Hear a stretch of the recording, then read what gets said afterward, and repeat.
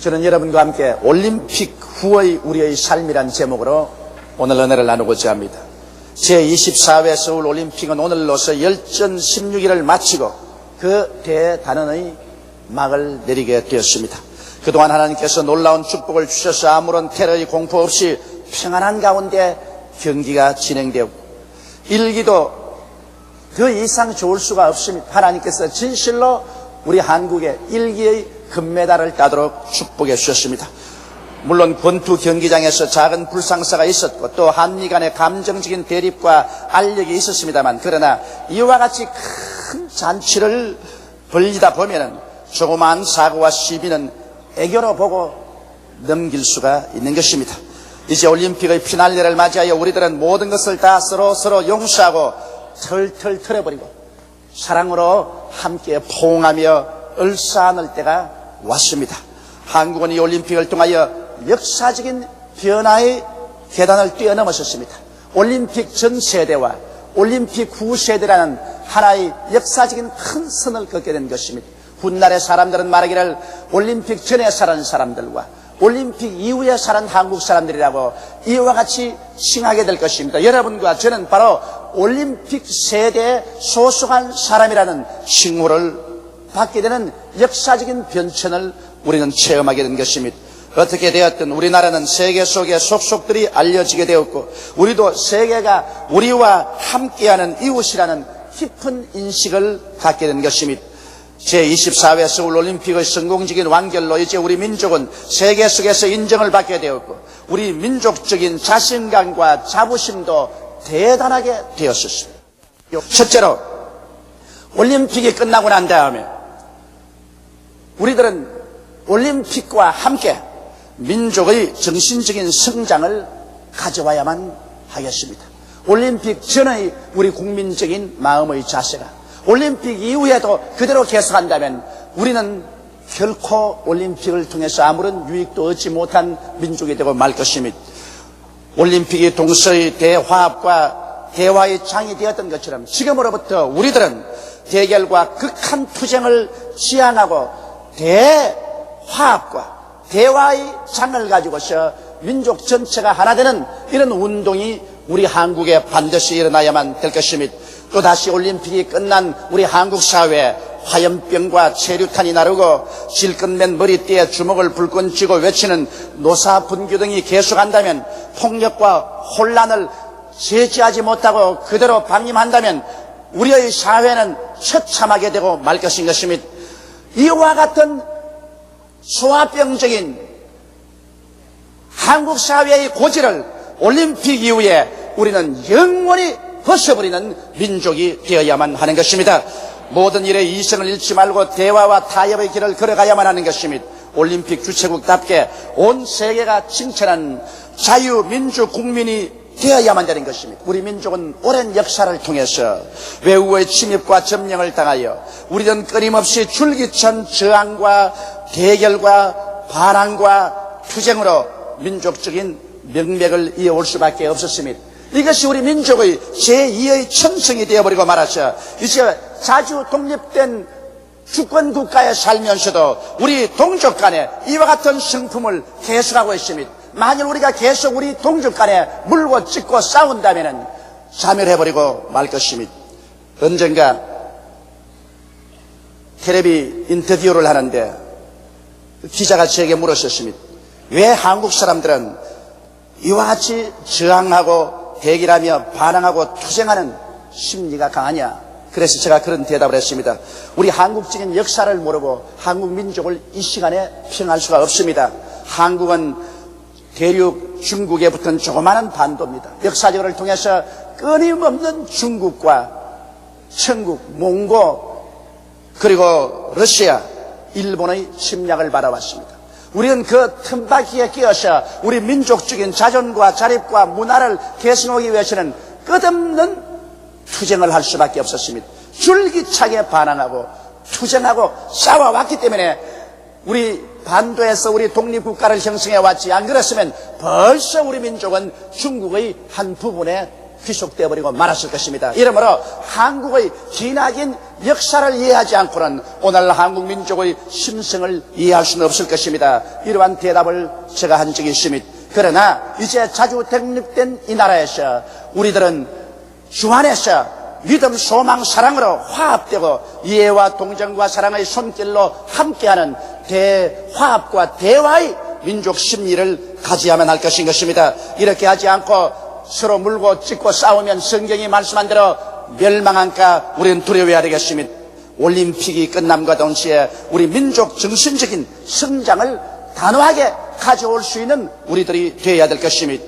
둘째로 우리는 또한 외적 성장에 대등한 내적인 충실을 가져와야만 됩니다. 경제적으로 우리는 성장해왔고 또 하고 있습니다.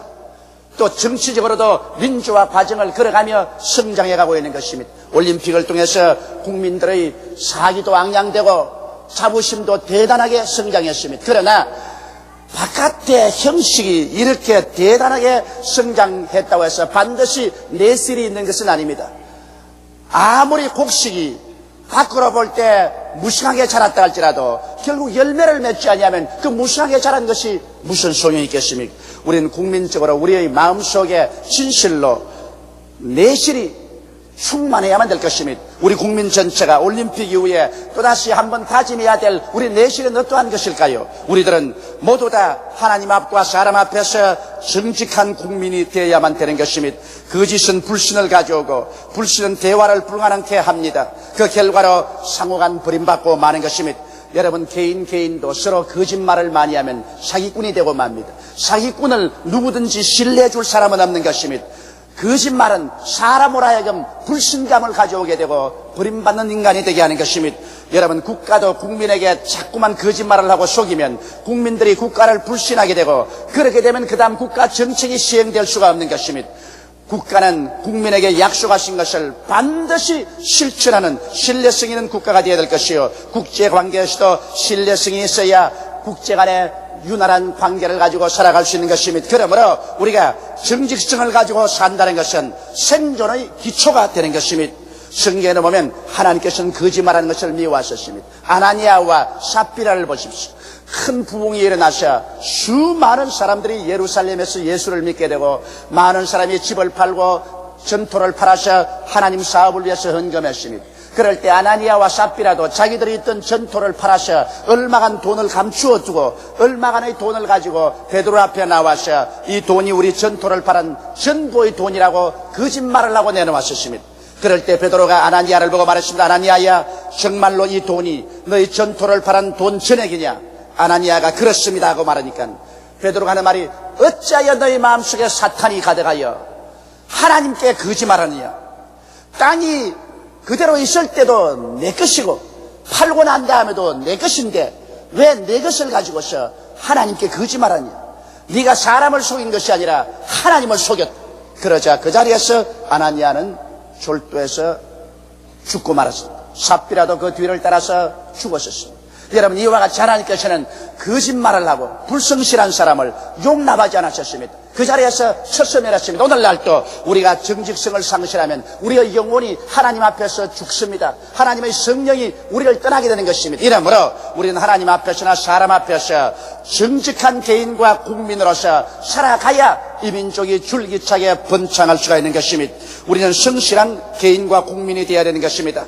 말과 행위가 일치하지 않은 사람은 불성실한 사람입니다. 말만 늘어뜨려 놓고 그것을 실천하지 못하는 사람은 불성실한 사람인 것입니다. 성경에는 마태복음 24장 45절로 51절에 이렇게 말하고 있습니다. 충성되고 지혜 있는 종이 되어 주인에게 그 집사람들을 맡아 때를 따라 양식을 나눠줄 자가 누구뇨? 주인이 올 때 그 종이 이렇게 하는 것을 보면 그 종이 복이 있으리로다. 내가 진실로 너에게 이르노니 주인이 그 모든 소유를 저에게 맡기리라. 만일 그 악한 종이 마음에 생각하기를 주인이 드디어 오라 하여 동무들을 때리며 술 친구들로 더불어 먹고 마시게 되면 생각지 않은 날에 그 종의 주인이 이르러 엄히 때리고 외식하는 자의 받는 율에 취하리니 거기서 슬피 울며 이를 갈미 있으리라. 여기에 주인이 종에게 일을 맡겼는데 그 일을 충실하고 성실하게 다하면 크게 축복을 받거니와 주인이 늦게 오리라 하고 자기의 책임을 다하지 않고 종들을 때리고 술 먹고 방탕하고 자기의 책임을 다하지 아니하면 나중에 주인이 와서 그를 엄히 문책하고 때리고 추방할 것이라고 말했었습니다. 여러분, 오늘 성실한 생활이라는 것은 자기 책임을 충실히 다하는 것을 말합니다. 한 남편이면 남편으로서 성실해야 됩니다. 남편이 처자가 있음에도 불구하고 월급 받아서 술로서 다 마셔버리고 혹은 화투를 치고 노름에서 다 던져버리고 빈손 들고 들어와서 생활이 막연하게 만들어 놓고도 큰 소리 한다면 이것은 대단히 불성실한 남편인 것입니다. 그렇지 않으면 아내가 남편과 자식이 있는데도 불구하고 신압바람을 날리면서 친구들하고 놀러나 다니고 개나 하고 가정일은 돌보지 않고 남편과 자녀를 내동댕이에 쳐놓는다면 이것은 불성실한 부인이 되고 마는 것입니다. 오늘날 이 사회에 필요한 것은 성실입니다. 성실보다 더 나은 지혜는 없습니다. 이 세상에 성실한 사람은 그 어느 곳에 가나 환영을 받고 또 그 사람은 축복을 받게 되는 것입니다. 우리는 또한 부지런한 개인과 국민이 되어야 됩니다. 올림픽 이후에 상기되고 흥분된 상태에서 그만 에라 좋다 놀고 먹고 마시자고 한다면 이것은 굉장한 파탄이 다가오게 되는 것입니다. 왜냐하면 부지런하지 아니하면 반드시 가난과 공핍이 다가오는 것입니다. 가난하고 못 사는 것은 게으름 때문에 그런 것입니다. 잠언서 6장 6절로 11절에 게으른 자여 개미에게 가서 그 하는 것을 보고 지혜를 얻으라. 개미는 두령도 없고 간역자도 없고 주권자도 없으되 먹을 것을 여름 동안에 예비하여 추수 때 양식을 모으느니라. 게으른 자여 내가 어느 때까지 눕겠느냐, 내가 어느 때 잠이 깨어 일어나겠느냐. 좀 더 자자, 좀 더 졸자, 손을 모으고 좀 더 눕자 하면 내 빈궁이 강도같이 오며 내 곤핍이 군사같이 이르라고 말씀한 것입니다. 이와 같이 게으른 자는 하나님께서도 축복해 주지 않습니다. 성경에는 일하고 먹으라고 말했지 일하지 않고 먹으라고 말하지 않았었습니다. 게으른 자에게 하나님께서 일용할 양식을 주겠다고 약속한 적은 없습니다. 데살로니가 후서 3장 10절로 12절에 보면 우리가 너희와 함께 있을 때 너희에게 명하기를 누구든지 일하기 싫어하거든 먹지도 말게 하라 하였더니 우리가 들은 적 너희 가운데 규모 없이 행하여 도무지 일하지 아니하고 일만 만드는 자들이 있다니 이런 자들에게 우리가 명하고 주 예수 그리스도 안에서 구원하기를 조용히 일하며 자기 양식을 먹으라 하노라.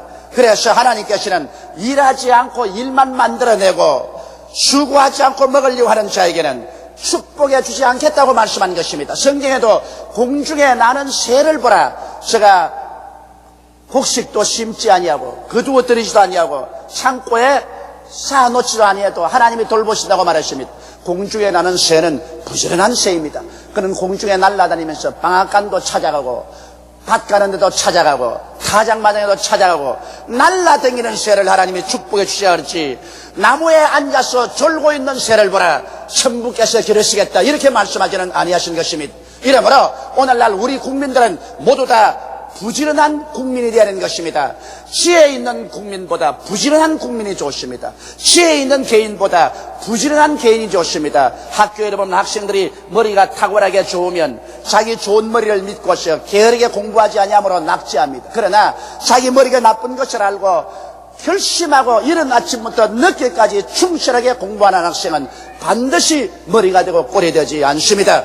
오늘날 우리가 세계 지도를 펼쳐놓고 볼지라도 추운 데 사는 나라들이 문명국이 되고 더운 데 사는 나라들이 어렵게 삽니다. 왜 그러냐?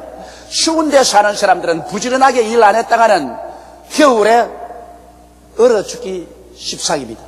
이러므로 결사적으로 일을 해서 추움을 이기고 살아가려고 하면 더운 데 사는 사람은 그저 노래나 부르고 야자나무에 올라가서 하나 따서 먹고 또 잠자고 그래도 되기 때문에 열심히 일하지 아니하므로 후진국이 되어버리고 마는 것입니다. 이러므로 우리들은 열심으로 근면해서 일하는 백성들이 되어야 하는 것입니다.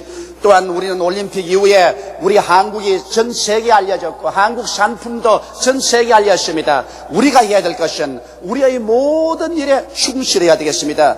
아무리 곡식을 심어놓아도 열매가 충실하지 않으면 수확이 만족하지 못합니다. 외국 사람들이 한국을 평하기를 한국에는 괜찮아요 라는 말이 있기 때문에 한국은 큰일이라고 말했습니다. 왜냐하면 옷을 만들 때도 끝까지 바느질을 잘해놓고 끝이 좋지 않습니다. 왜 이렇게 만들었습니까? 그러면 괜찮아요 그런다 그럽니다. 그리고 보도부록을 깔 때도 잘 까지 않고 울뚝불뚝 깔아놓고 난 다음에 이거 왜 이렇게 울뚝불뚝 깔았습니까? 평탄하게 깔았죠. 막 괜찮아요. 그런답니다.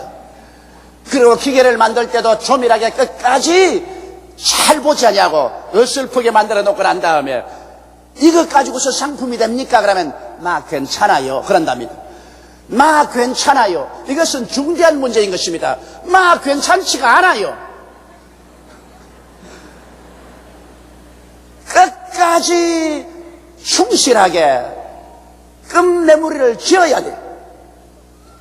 적당하게 해놓고 괜찮다고 생각하는 것은 자멸을 초래하는 것입니다. 이제 우리는 그러한 단계를 뛰어넘었습니다. 이러므로 우리 개인이나 국민 전체가 무슨 일을 맡았든지 충실하게 끝까지 잘 일하는 우리들이 되어야만 되는 것입니다. 그리고는 우리는 감사하는 국민이 되어야 되겠습니다. 우리는 너무 오랫동안 원망, 불평, 탄식 속에 살았습니다. 이스라엘 백성이 늘 원망하고 불평하고 탄식하다가 하나님께 저버림을 바란 것처럼 우리도 너무나 오랜 세월 동안 원망하고 불평하고 탄식하며 부정적인 것을 보고 살아온 우리들인 것입니다. 생활과 환경에 우리는 나쁜 것을 찾으려면 얼마나 찾을 수가 있습니다. 그러나 또 좋은 것도 찾으려면 좋은 것도 찾을 수가 있는 것입니다. 사람이 나쁜 것만 찾고 부정적이 되고 불평하면 자신의 무덤을 스스로 파게 되는 것입니다. 그러나 자기의 환경과 운명 속에서 좋은 것을 찾아서 그를 가지고 하나님께 감사하고 찬미하면 마음이 긍정적이 되고 밝고 맑고 환하게 되며 이러한 개인이나 국민에게 하나님께서 축복하여 주시는 것입니다.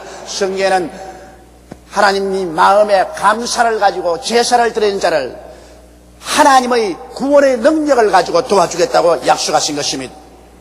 이러므로 우리는 하나님의 은혜에 깊이 감사해야 됩니다. 하나님이 해를 주시고 공기를 주시고 물을 주시고 우리 살 땅을 주시고 오국백과를 주시고 이 세상에 태어나서 살 양만 해도 얼마나 감사합니까? 이런 것을 여러분 무관심하게 지난다는 것은 정말 감사할 줄 모르는 사람인 것입니다. 우리가 살아가는 하나하나가 하나님의 은혜 아니고 어떻게 살아갈 수 있는 것입니까? 이러므로 하나님의 은혜를 매일같이 감사하고 찬미하면서 사는 여러분 되시기를 주의 이름으로 축원합니다. 이제 셋째로 우리 민족은 올림픽 이후에 큰 꿈을 갖고 살아야 되겠습니다. 우리는 오랜 세월 동안 좁은 국토에서 강대국에게 짓밟혀 살아오는 동안에 꿈을 잃어버리고 말았었습니다. 옛새 양속담에 새의 눈을 가진 민족은 흥하고 벌레의 눈을 가진 민족은 망한다고 말했었습니다. 그런데 우리는 새의 눈을 가지고 멀리 바라볼 수가 없었습니다. 항상 침략을 당하고 항상 점령당하고 독재해서 괴로움을 당하고 우리는 진흙창 속에서 꿈틀거리는 벌레와 같이 내일을 바라보지 못하고 살았었습니다. 그러나 이제 때가 오면 하나님께서 우리 한국에 성령을 부어주셔서 우리 한국에 1천만 이상의 성도들이 예수를 믿게 되고 그와 동시에 하나님께서 우리 한국에 정치, 경제, 교육, 문화, 군사, 산업 모든 면에 부흥 발전하게 만들어주시고 기어코 제24회 서울올림픽 대회를 열게 하셔서 우리 한국 사람을 하여금 눈을 들어 동서남북을 바라보게 만들어 주셨습니다. 하나님께서는 아브라함에게 애굽에서 나왔을 때 아브라함아 눈을 들어 동서남북을 바라보라. 내 눈에 보이는 그 땅을 너와 내 자손에게 주리라고 약속하신 것입니다. 이러므로 우리가 바라볼 수 있는 위대한 꿈이 있어야 그 꿈을 쫓아 하나님은 우리 민족과 우리 후손에게 축복을 해주시는 것입니다. 성경에는 꿈이 없는 백성은 망한다고 말씀하신 것입니다. 이러므로 24회 서울올림픽은 민족의 가슴에 꿈을 심는 올림픽이 된 것입니다. 이 꿈을 우리는 계속 불태워야 됩니다. 왜냐하면 이 올림픽을 통해서 우리도 세계적인 잔치를 해내었다는 자신감을 얻게 된 것입니다. 오늘까지 선진국에서만 이 올림픽을 가졌습니다. 많은 사람이 의심을 했습니다. 과연 한국인 정치적 현실에서 민족적인 분열이 있는 이 땅에서 올림픽을 치를 수가 있을까? 그런 의문이 꽉 들어찼습니다. 그러나 아름답고 찬란하게 올림픽을 잘 이룸으로 우리 민족적인 마음의 자신감을 얻게 된 것입니다. 우리도 해냈다. 그러므로 우리도 조금도 선진 대열에서 어깨를 겨누는데 부끄러움이 없다. 이러한 자신감인 것입니다. 세계가 우리를 인정하고 존경한다는 새로운 자아를 발견한 것도 크나큰 이득인 것입니다. 우리는 외국 사람에 대한 콤플렉스에 걸려 있었습니다.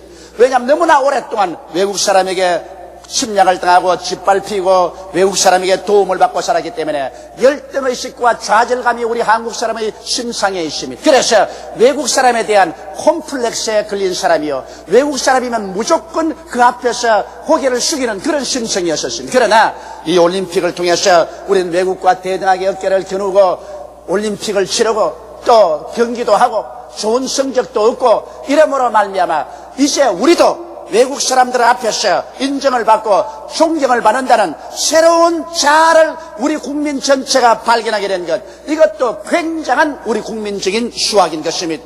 그뿐 아니라 거기에 보태어서 우리도 하면 된다는 신념이 우리 마음속에 들어왔습니다. 여러분, 이번 올림픽 경기에 지금까지 금메달 10개를 수확해서 160여 개국 가운데서 7위 내지 8위에 들어올 수 있다는 것, 이거 우리 생각하지 못했었습니다. 그러나 이와 같은 실력이 나타나자 우리 생각에, 야, 우리도 하면 되는구나, 할 수 있다, 하면 된다, 해보자, 이러한 심정이 우리 마음속에 생겨나게 된 것입니다. 저는 올림픽이 시작하고 난 다음에 다른 것은 기대하려 했지만 하나님, 일본보다는 낫게 하여 주옵소서.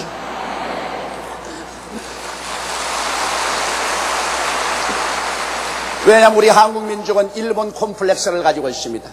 우리는 일본 사람들에게 35년 동안 강점을 당하고 짓밟혀 있기 때문에, 그리고 일본은 우리보다 먼저 올림픽이라고 우리보다 잘 살고 있기 때문에, 또한 사사건건이 무슨 일을 해도 일본 사람이 직접 간접으로 우리에게 늘 어려움을 끼치고 왔기 때문에 우리는 마음속에 하나님이여, 이번 올림픽을 통해서 일본보다는 낫게 하여 주옵소서. 제가 그렇게 기도를 했습니다. 잘된 일인지 못된 일인지는 모르겠습니다. 그러나 일본보다는 낫게 된 것을 하나님께 감사합니다.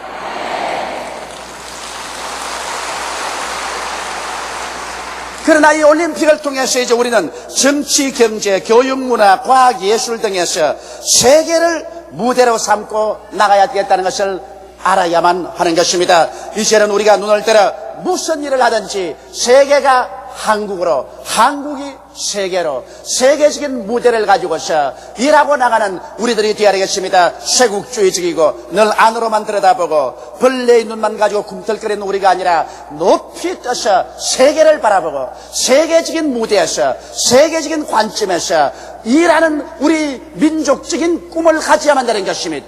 한국 교회도 말할 필요 없습니다. 교회가 내적으로 4분 5절에서 그리스도의 사랑을 전달한 대신에 그리스도의 사랑에 상처를 입히는 우리 생활을 해왔었습니다. 얼마나 많은 교파 분열이 있었으며 얼마나 서로 대결하고 분쟁했습니까?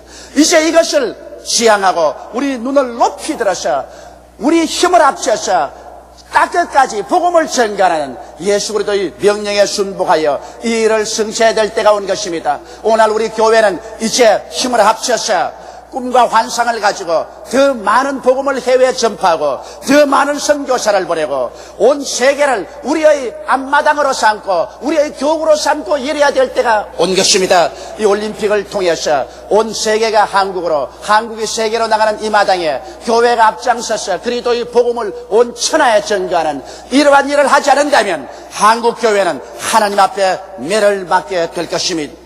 이제 각 운동장에서 연일 울리던 함성은 끝났습니다.